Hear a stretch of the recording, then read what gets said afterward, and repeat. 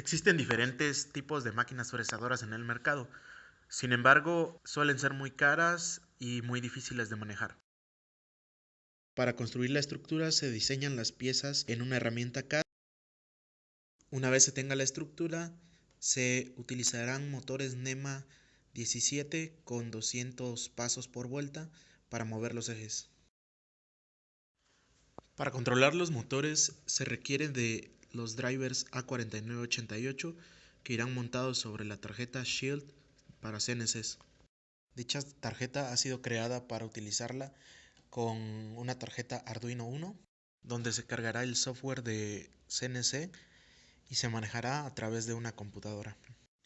El primer paso fue construir la estructura. Una vez se obtuvieron las piezas, y ahí fue donde se presentaron los primeros problemas.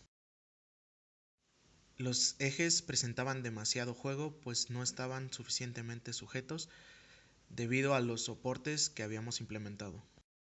También los acoplamientos para los ejes de los motores y los ejes de transmisión no estaban correctamente diseñados. Es por eso que se decidió volver a maquinar los soportes y buscar una opción viable para los acoplamientos. Sin embargo, los soportes no fueron 100% viables, así que tuvimos problemas con el eje Z. Una segunda etapa proponía utilizar un display LCD 16x2 para sustituir a la pantalla y un teclado matricial que sustituyera el control de los mandos.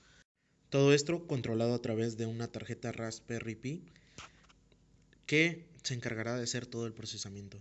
Sin embargo, nos percatamos de que era muy difícil controlarlo y el objetivo del proyecto es volver más fácil el uso hacia los usuarios.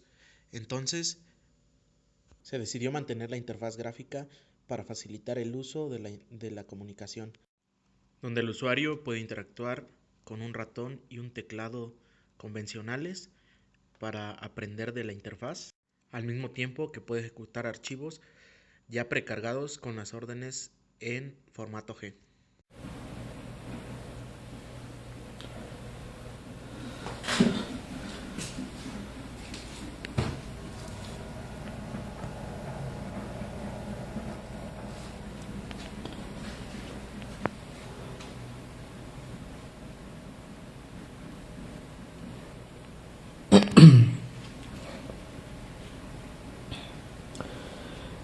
Aquí se puede observar el arranque de la tarjeta Raspberry.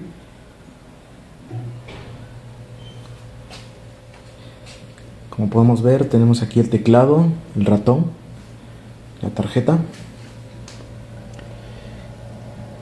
Aquí se encuentra la tarjeta Raspberry, Arduino y el Shield para manejar la fresadora. Esta es nuestra fuente de poder que alimenta tanto a las tarjetas como a los motores que van a controlar el dispositivo.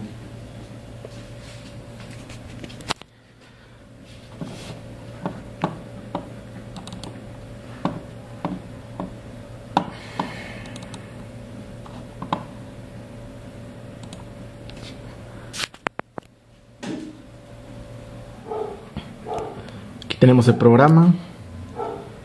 Tenemos seleccionado el puerto donde está conectado el Arduino.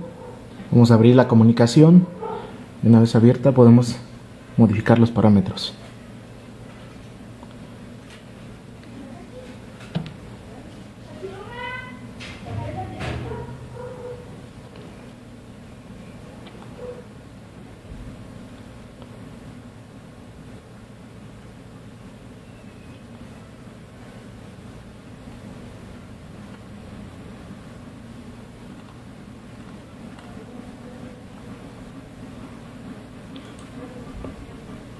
Desde aquí, desde el control de máquina, podemos hacer el movimiento manualmente. Seleccionamos el número de pasos que queremos.